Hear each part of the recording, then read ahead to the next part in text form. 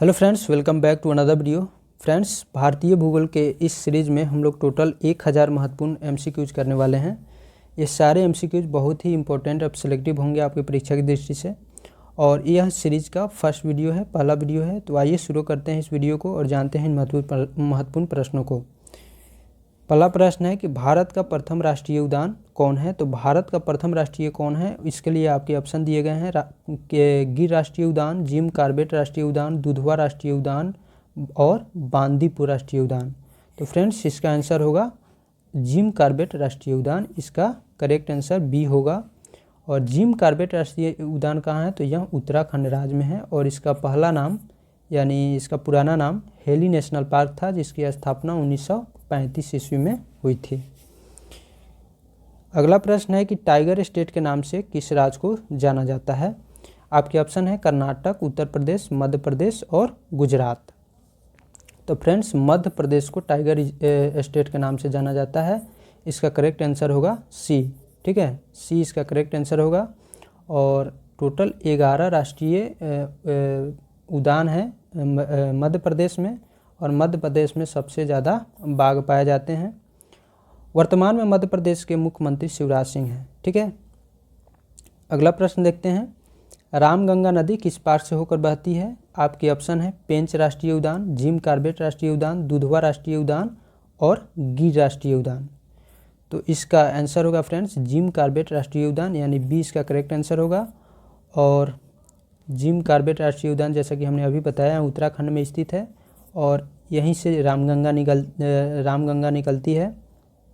रामगंगा नदी जो है, इसका उद्गम होता है हिमालय श्रेणी में नैनीताल के समीप, और इसकी टोटल लंबाई 696 किलोमीटर है और कन्नौज में आकर यहाँ गंगा नदी में मिल जाती है।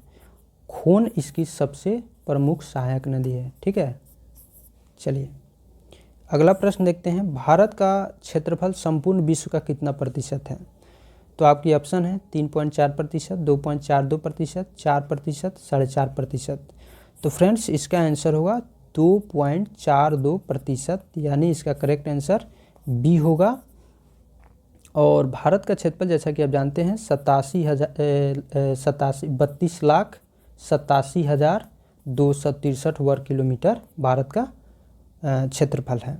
और जनसंख्या की दृष्टि से देखें तो टोटल भारत का जनसंख्या 17.5% है पूरे विश्व का। ठीक है, और वर्तमान में भारत का स्थान दूसरा है जनसंख्या की दृष्टि से पूरे विश्व में। प्रथम स्थान चीन का है, लेकिन कुछ ही वर्षों में हम लोग चीन को पीछे छोड़ने वाले हैं। अगला प्रश्न है कि भारतीय राज्यों में किस राज्य की तटरेखा सर्वाधिक लंबी है। आपके ऑप्शन है आंध्र प्रदेश, गुजरात, उड़ीसा और तमिलनाडु। फ्रेंड्स, इसका आंसर होगा गुजरात। गुजरात इसका आंसर होगा, यानी करेक्ट आंसर बी होगा। और गुजरात की तटरेखा सर्वाधिक लंबी है, 1663 किलोमीटर इसकी तटरेखा की लंबाई है। और दूसरा स्थान फ्रेंड्स आंध्र प्रदेश का है। ठीक है, भारत में 9 राज्य ऐसे हैं जो तटीय रेखा वाले राज्य हैं, जिसमें गुजरात, महाराष्ट्र, गोवा, कर्नाटक, केरल, तमिलनाडु, आंध्र प्रदेश, उड़ीसा और पश्चिम बंगाल शामिल हैं। चलिए नेक्स्ट प्रश्न देखते हैं। किस दर्रे के पास ब्रह्मपुत्र नदी भारत में प्रवेश करती है। आपके ऑप्शन है नाथुला दर्रा, यंगयाप दर्रा, जोजिला दर्रा और नीति दर्रा।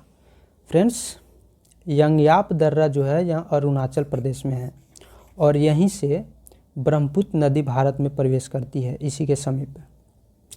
और यहाँ कुछ और दर्रा है जिसको जान लेते हैं। नाथुला दर्रा सिक्किम में है, जोजिला दर्रा कहाँ है, तो यह लद्दाख में है, और नीति दर्रा उत्तराखंड में है।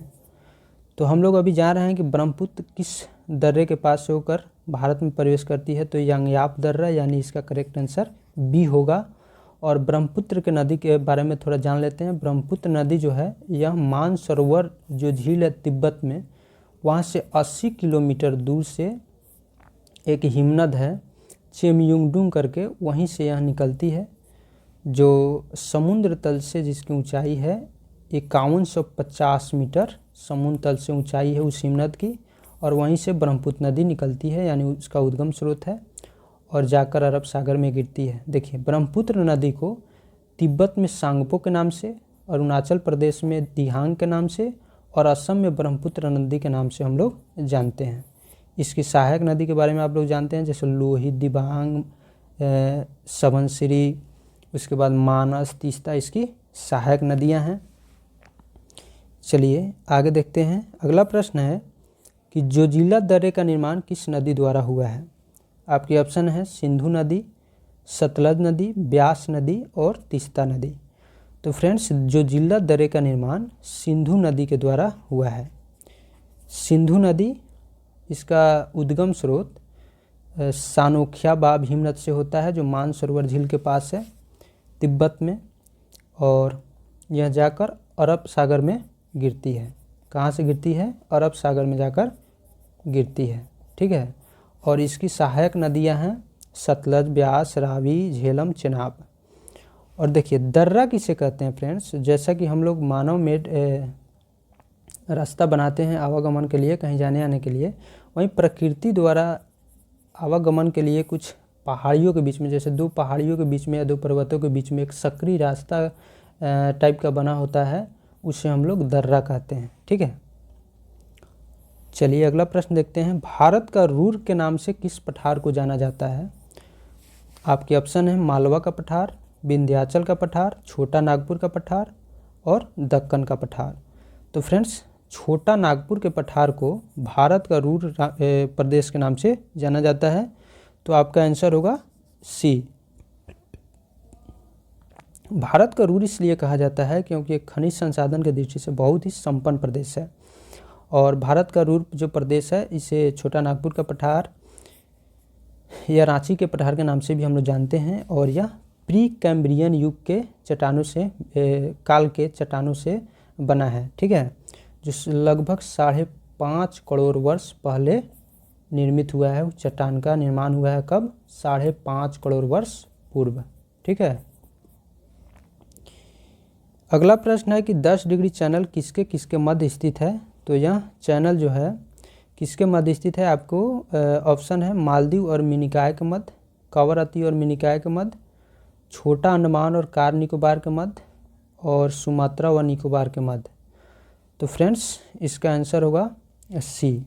ठीक है। छोटा अंडमान और कार निकोबार के मध्य है 10 डिग्री चैनल।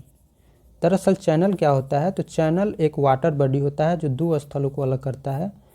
ठीक है। मान लिए निकोबार है, अंडमान है, निकोबार है, स्थल है, लेकिन बीच में एक चौड़ा पट्टी होता है पानी का, उसे हम लोग क्या कहते हैं? चैनल कहते हैं। और जैसा कि आप सुनते हैं 8 डिग्री, 9 डिग्री, 10 डिग्री क्या है, तो जैसा कि पूरे पृथ्वी का हम लोग 2 भागों में बांट दिए हैं। 0 डिग्री अक्षांश है जिसे विषुवत रेखा कहते हैं, उसके बाद उत्तरी अक्षांश और दक्षिणी अक्षांश में हम लोग बांटते हैं पूरे पृथ्वी को। तो मान लीजिए जब 8 डिग्री जो अक्षांश है इसके पास जो चैनल है उसे हम लोग 8 डिग्री चैनल कहते हैं। 9 डिग्री के पास जो चैनल है उसे 9 डिग्री, 10 डिग्री चैनल के अक्षांश के पास जो चैनल है उसे हम लोग 10 डिग्री चैनल के नाम से जानते हैं। ठीक है। तो यहाँ जान लेते हैं, जैसे 10 डिग्री तो चैनल हो गया आपको अंडमान, उत्तरी छोटा अंडमान और कार निकोबार के मध्य, लेकिन मालदीव और मिनिकॉय के मध्य है 8 डिग्री चैनल। ठीक है। कवरत्ती और मिनिकॉय के बीच है 9 डिग्री चैनल, और सुमात्रा और निकोबार के मध्य है ग्रैंड चैनल। ठीक है। देखिए सुमात्रा कहाँ है? तो यह इंडोनेशिया में स्थित है। अगला प्रश्न है कि अलकनंदा और मंदाकिनी का संगम पर स्थित है, यानी किस स्थान पर उसका संगम होता है, उस स्थान को किस नाम से जानते हैं? विष्णुप्रयाग, कर्णप्रयाग, रुद्रप्रयाग या देवप्रयाग। तो फ्रेंड्स, अलकनंदा और मंदाकिनी का जब संगम होता है उस स्थान को हम लोग रुद्रप्रयाग के नाम से जानते हैं। तो ये आपका आंसर होगा सी। सी आपका करेक्ट आंसर होगा, रुद्रप्रयाग। रुद्रप्रयाग में अलकनंदा और मंदाकिनी का संगम होता है। विष्णुप्रयाग में धौली नदी और विष्णु नदी का संगम होता है। कर्णप्रयाग में अलकनंदा और पिंडार नदी का संगम होता है। और रुद्रप्रयाग में हम लोग अभी जाने कि अलकनंदा और मंदाकिनी का संगम होता है। और देवप्रयाग में सबसे इम्पोर्टेंट अलकनंदा और भागीरथी नदी का संगम होता है। तो फ्रेंड्स, आई होप यह वीडियो आपको अच्छा लगा होगा, पसंद आया होगा। फिर अगर यह वीडियो आपको अच्छा लगे तो प्लीज़ इसे लाइक कीजिए और इस चैनल को सब्सक्राइब कर लीजिए। तो फिर हम लोग मिलते हैं नेक्स्ट वीडियो नेक्स्ट टॉपिक के साथ। तब तक के लिए जय हिंद।